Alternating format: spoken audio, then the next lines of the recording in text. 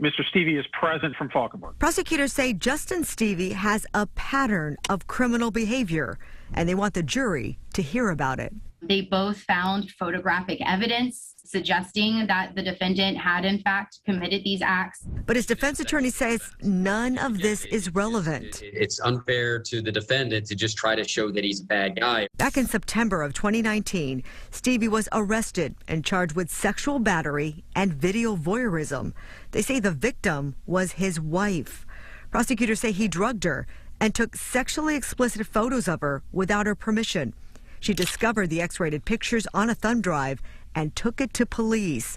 Now prosecutors say they have new damning text messages between Stueve and his first ex-wife that prove he did it to her too and got away with it. They had not given consent or permission for the defendant to perform these acts on them. They had not given permission or consent for the defendant to write on their bodies. Now prosecutors want the prior bad acts, known as Williams Rule evidence, to be allowed during the trial, but the defense is fighting it. It doesn't corroborate that Mr. Stueve was in the room with her, that he took the photos, that he drugged her. It doesn't do anything. They're completely separate events, separated by 14 years at this point.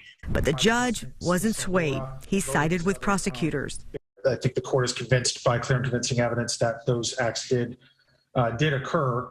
And now the jury will hear all about it. Gloria Gomez, Fox 13 News. All right, Gloria, thank you. The victim divorced Stueve after he was arrested and charged. His trial is now set for November.